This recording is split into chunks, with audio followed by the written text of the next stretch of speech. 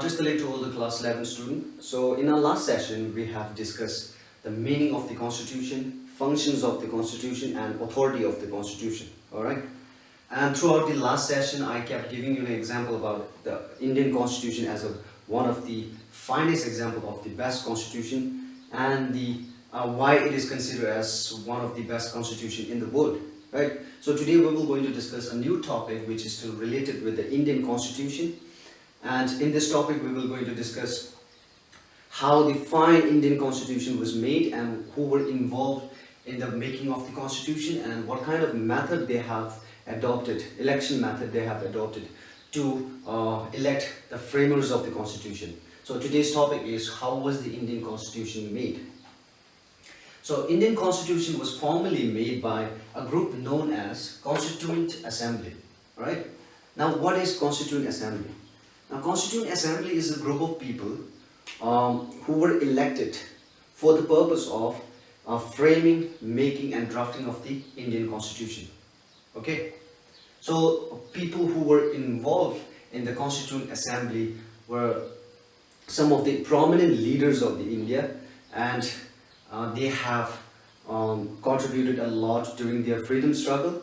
And not only that, they also have a lot of experiences, deep experiences about the Constitution and knowledge, experience as well as a knowledge about the Constitution. So, in short, we can say that these are some of the leaders who were already very popular among the people. Okay, but despite of their popularity, they also had to go through a democratic process to get elected as members of Constituent Assembly. So, which means they also have to go through an election to get elected as members of the Constituent Assembly, even though they were very popular among the people. So, in order to elect the members of the Constituent Assembly, they decided to hold their first election in July 1946, that is, year before their independence. Okay, so despite they were not independent, still they decided to hold, India decided to form or establish their Constituent Assembly, and which will eventually going to make a constitution for India. Okay, so in this election they adopted one of the most common election method, that is indirect election, and there's another election method that is known as direct election. So basically we have two method of election, indirect and direct election. Okay, so what is indirect election? Now, indirect election is a process election method in which there's no direct involvement of the people to choose their representative. Alright, so whereas direct election, people will involve directly to elect their representative. Okay, so it is mostly used in electing a president of India and MLAs. All right. So so far we came to know that the members of the Constituent Assembly were elected through indirect election method. Okay. So that means there should be someone between people and the Constituent Assembly who were elected by the representative, the other representative. Okay. So there's a people and members of the Constituent Assembly. Now those members who were elected directly by the people are known as Provincial Legislative Assembly. Now these are the members who were elected directly by the people. Okay, and these representatives who were elected directly by people had elected the members of the Constituent Assembly. Okay, so thus it is a indirect election method. Now, who are the Provincial Legislative Assembly members? Now, in order to understand the Provincial Legislative Assembly members, let's try to in short, Provincial Legislative Assembly members, we have to understand the nature of the British rule prior to the 1947, the independent, right? So during the British rule,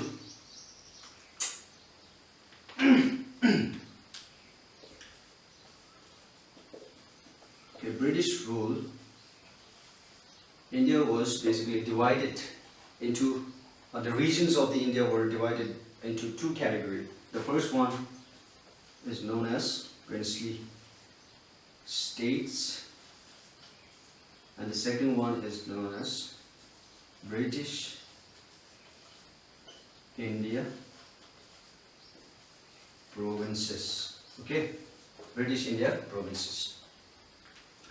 Now, the princely states are those regions where there's a rule of a king, and as compared to the British India provinces, princely state enjoys a certain amount of autonomy within their region, but still they were under the British rule. So this system is known as suzerainty, right?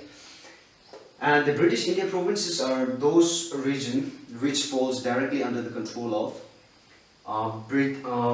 British government. Okay, so the members who were elected from the British India provinces for the legislative purpose in their region by the people are known as Provincial Legislative Assembly, and they elected members of the Constituent Assembly. Okay. All right. Now. Okay.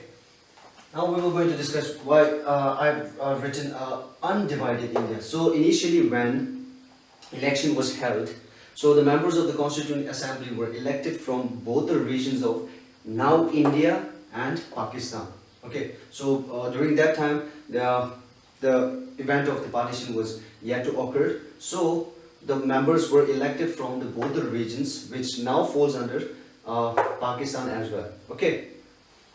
So therefore, the members of the Constituent Assembly were elected initially from undivided India. Okay, and once they have elected their members of Constituent Assembly, they decided to hold their first meeting in 9th of December 1946. That is, which means they took almost a 5 month, almost a 5 month to elect their members of the Constituent Assembly, and they had to reassemble. Later on, they had to reassemble in 14th of August 1947, since this is the period where the partition was already occurred between Pakistan and India. So the members who were elected from Pakistan, initially the members who were elected from the Pakistan region ceased to be a member of the Constituent Assembly of India.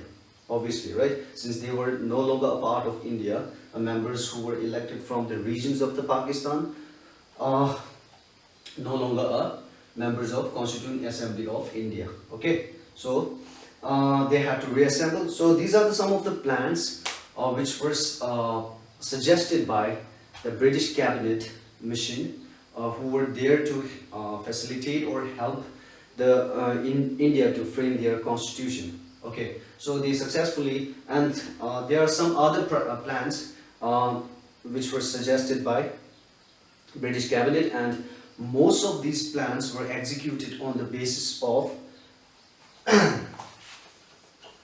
Government of India Act 1935.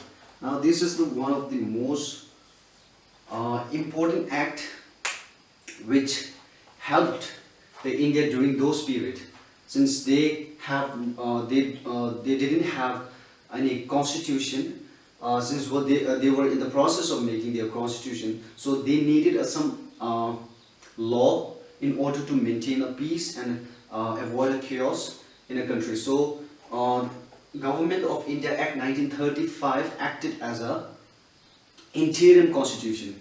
That means the constitution, it acted as a constitution for a while, until they make their own constitution. So eventually they made their constitution and implemented